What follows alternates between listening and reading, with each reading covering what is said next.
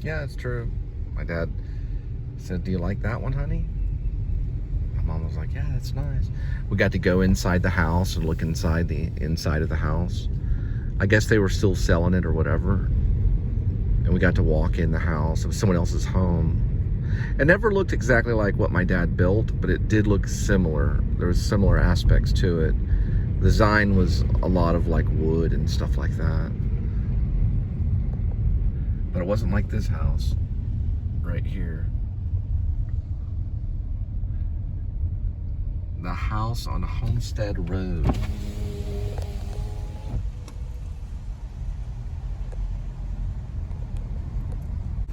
So this is the slow exit to this magnificent neighborhood. I don't know, if I had my way, I'd have a little more privacy though. You know, I have one of those houses that have that like long road. It takes like a few minutes to get to. There's like several guard posts at the front.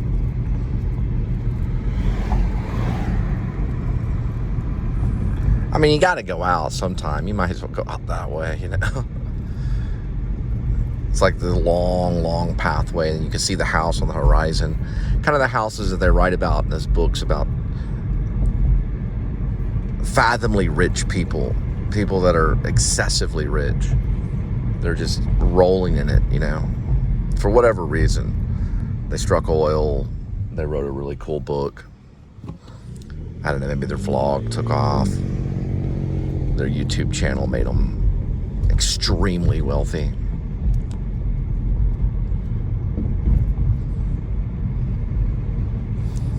I mean, it's still gonna be hard when you go out anyway. You might as well. I don't see why, you know, anybody would want to be poor. I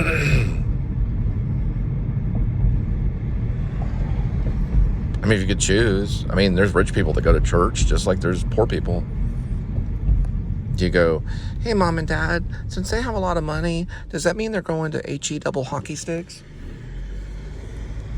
No, that doesn't mean that. It just means that God gave them a little bit more than what he gave us. It's all it means. Don't worry about it. We're both going to go to heaven. They just have it a little bit easier than we do. They have what's called convenience. I'll show you the sign of the neighborhood.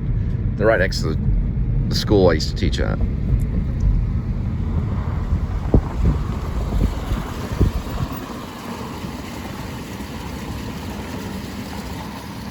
It looks like we went to Albertsons. We're going to get some.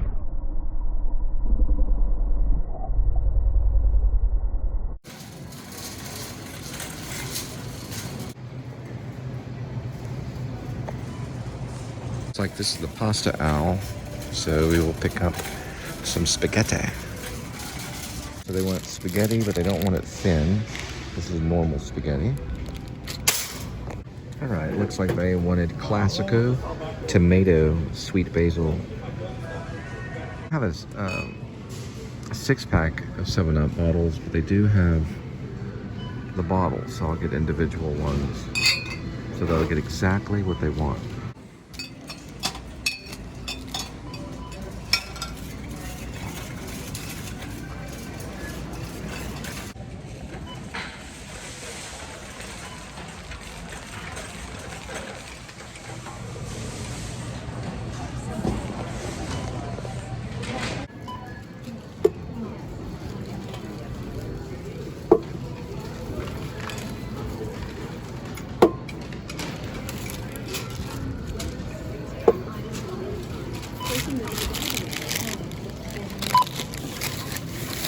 $2.79. Savings 30 cents.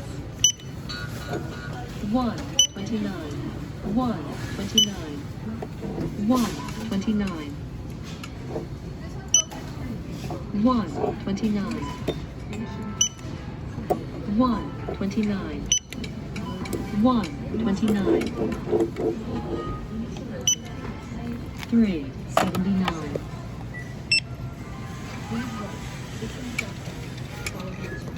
Your total is $14.60. Welcome. Start.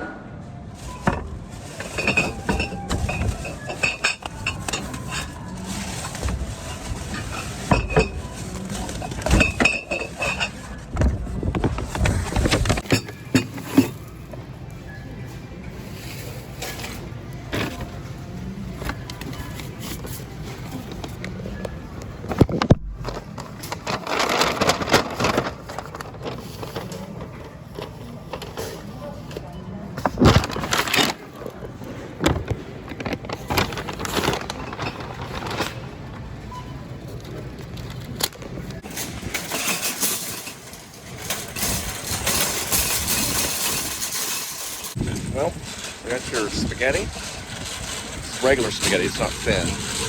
Your classico tomato basil. And we got your 7-Up. I was gonna get Sprite, but they're out of Sprite. So you got the 7-Up, you got what you wanted. Be at your door and drop it off there in a minute.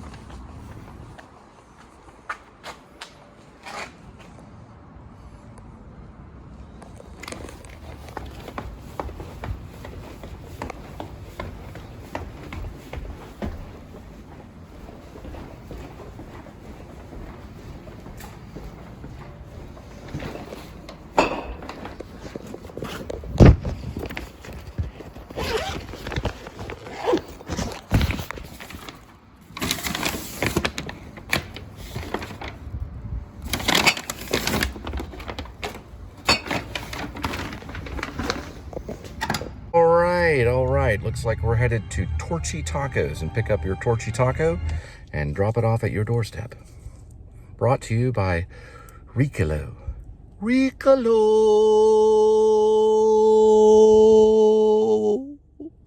Whoa.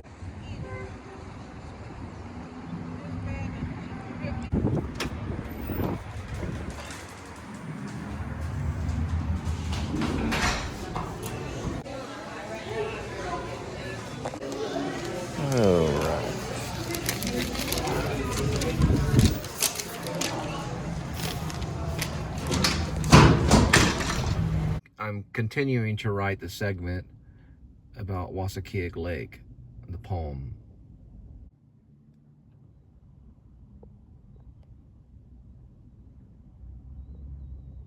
F-150, I was just writing about that 2 seconds ago.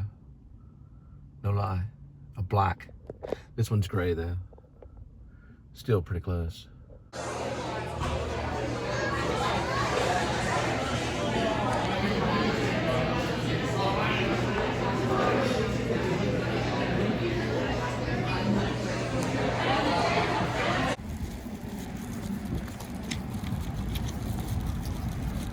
All right, we're gonna drop this Torchy Tacos off at your doorstep.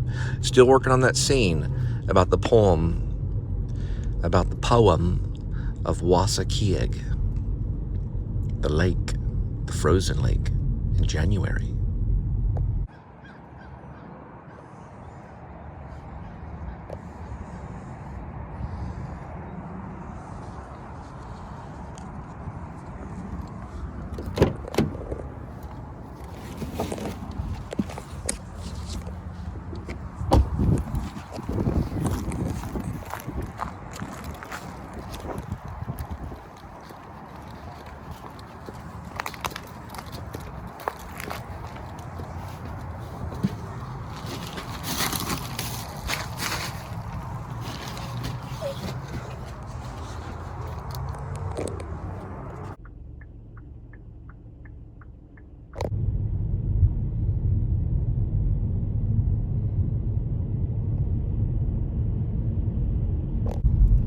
Lightning speed fast. There's beautiful things going on today at the park. Father and daughter. Looks like she's on a little skateboard. They've got something going on over here with a wagon. I'd probably just turn right around here.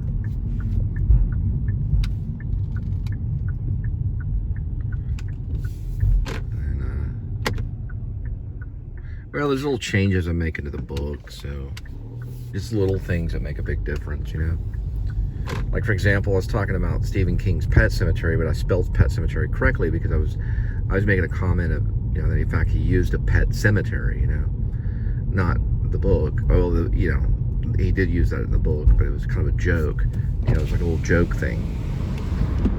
Kind of how his book is a little bit, but I didn't spell it the way that he spelled it in the book, of course, because I was talking about a real pet cemetery.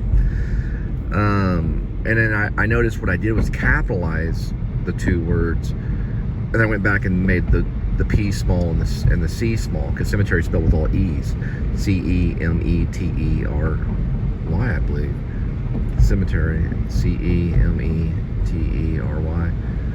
And then King spelled it with the S and A's, because he's making a point about how the kids spell it, which is a genius, you know, because Stephen King's genius. We know Stephen King's genius. Okay, sorry I yelled at him. The only reason I did was because I didn't yell at him in person. I would never do that. But the only reason I got upset was because of some bug, just something got in me.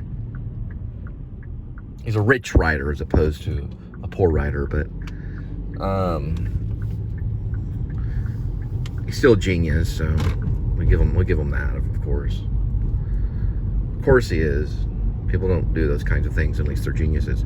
Regardless, I did go back and change some things in the book, which is really just a lot of discipline. But what I decided to do is take little segments of it, post it on Facebook, of course. But before doing that, I'm going to put it in notes. Then I'm going to read through it, like, you know, just like a paragraph or like a page. Nothing major, not a whole lot. On purpose. I'm doing this on purpose. And then I'm like, okay, I need to change this word, and I need to maybe put a period here, or maybe a comma or something, and then I'll release it on Facebook. So at least Facebook has a finite version of Escape from Maine, because it's in a rough state on Fiction Press. I'm not gonna lie to you. I wrote that thing under extreme circumstances. Ask Josh Hall. Josh probably didn't know at the time I was writing it, but I might have mentioned it. I'm sure I must have. He just probably saw me more as an actor, because he was, of course, an actor, and he was in journalism. He was one of our teachers at the Wayside Theater. So there was a smaller theater next to the lake of Wassakiag, next to Dexter, run by a lady named June, a writer. She's an author. She has one of her books in the Dexter Public Library. June Woodman.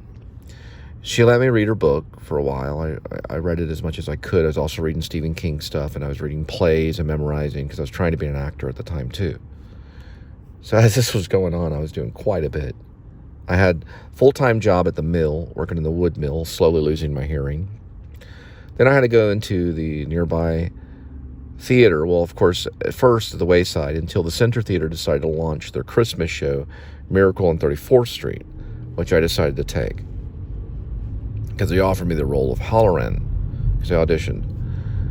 They weren't really, the Wayside had done some theater, and they were wanting to do, Josh had chosen a play with June to direct called A Ghost of a Chance, which is written from a California writer.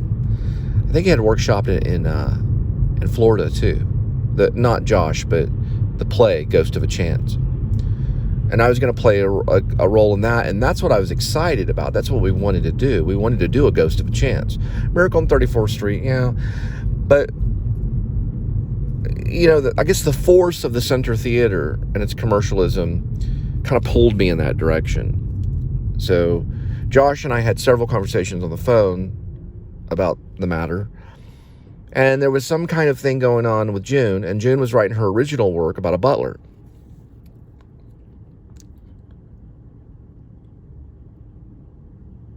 If only I could remember that title. I just remember that she said something about a butler in the title, and then she always made a joke about that she didn't have one. So we did help June workshop her play about the butler. My mom helped and came in which I'm probably going to put in the screenplay eventually. My mom took on the role of the actress and came in with this very affected voice, where she kind of talked like this. It was a very Lynchian moment. And I'm acting on stage with my mom. My mom, you know, she showed up one time when I think I couldn't show up, and did all the lines and everything, and June got on to me and said, your mom showed up. She did so good. She read all the lines and blah, blah, blah, blah, blah. It was June's play, you know. June was older. Definitely, if I was going to cast June in the movie, it would be Ellen Burstyn for sure. There's probably a lot of people that could play her. Maybe even Meryl Streep, I don't know. I was thinking about Meryl Streep, my mom, but she may, I don't know, I have to look at these things. Sally Fields, maybe, is my mom. I always saw Sally Fields as my mom. Meryl Streep as June Woodman. Meryl Streep does play those kinky, or those quirky roles. June was a writer that was struggling with old age. And one time she called me when I was in Dover, Foxcroft, and told me, Cole, I want my book back. Because I had borrowed the book from the library. She'd give me a copy of it. She says, you better give me my book. I'm not going to lend that out to you forever. I was like, I'm still reading parts of it. I was reading as much as I could. I was also reading Cormac McCarthy's Blood Meridian, too. So I said, okay, I'll bring it by the theater. She'd be in there working late at night, trying to get things together. Then I think she accused me, you're trying to steal my theater. Man, I was like, I'm not trying to steal a theater. I'm not trying to steal a theater. I'm just trying to do a show and work in the mill. Write my little book, you know. People, they get older. You're trying to take my things. When that happens. That happens with old people. People do take their stuff. It does happen. I didn't take her theater, though. It's her theater. Everybody knows that in Dexter. Even Stephen King. A lot of life, or a lot of life, is fighting these demons that, where, you kind of think someone is after you, You think these things are the case. And one of my acting teachers told me there was a writer out there that said, paranoia is just a heightened sense of awareness. Well, that's a joke because it's flip-sided, In a lot of cases, people aren't really trying to mess you up. But you're not the only one on the planet, you're not the only one here. So we're all competing for something. So there's some truth to it. But I don't think that Stephen King was trying to mess me up, and I don't even know if he knew I was even there. There's a lot of people in Maine writing books all day long, and poetry and screenplays and scripts, and all day long. Some strike oil. It's just the way the world is, There's a lot of material literature out there that will be found. Trust me, your work will be found. Especially if you wrote it with like a pen and paper and you stored it somewhere. Or you wrote it with a typewriter and stored it somewhere. Or you wrote it on a certain device and stored it somewhere. It'll be found. People appreciate you. I personally believe it'll all be found. I really do believe that. You may not get the fortunes out of it, but somebody will. So don't worry. It's going to a good cause. Stephen King's house will eventually be turned into a museum. Not now, though. Stephen King needs it for his privacy.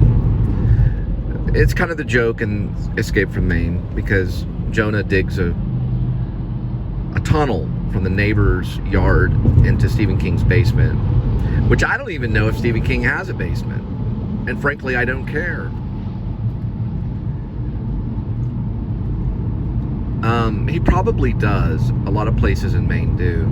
But it won't matter, because they will probably use a studio, for that section anyway. And if anything, we'd get the exterior of the house with, of course, permission, or, maybe we do it when it's a museum. I don't know. But I heard his house was going to be turned into a museum, like a writing museum, to show people. He's as famous as Charles Dickens and Edgar Allan Poe and all those, Faulkner and all those people, right? So all those houses get turned into kind of museums. People like to go back to where the writer wrote, and if they want to do Escape from Maine, they'd have to find Rita's place off of High Street in Dover Foxcroft. That's one of them, and then the other one's Guilford, above the Furniture Museum, which is no longer there. And then, of course, the cabin. That's out in off of North Dexter and Parkman. So, those are some spots. But, you know, we can't find all the places that Henry David Thoreau wrote. You know, we can kind of, you know, if you're going to do like a location thing on a vlog, this is where Henry David Thoreau wrote Walden's Pond, you know. No one's going to really know the exact spot. They didn't have GPS coordinates back then. They probably had something similar. They probably have stuff like that. Some are more famous than others. Wow. Oh, pizza. Exactly what I needed.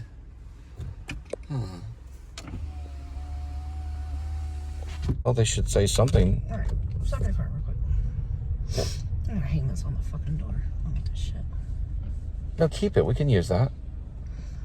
Just keep it. We can use it. Just go. So it was out of nowhere? Just for no reason? Yeah. No reason at all, huh? Mm-hmm. Interesting. I was in the back doing dishes and all this stuff. I'm like, oh, okay, you sure you want me to go? Well, to stay, but I'm like... Well, we got our nutrition that we needed. Pretty good pizza? Mm-hmm. Did you get that slice? Yes. All right. Coming to you from Marco's Pizza, where Linda worked for how many days? 2 days. They canned her for no reason. We don't even know why. Pretty good pizza. They're right next to a shooting range, too.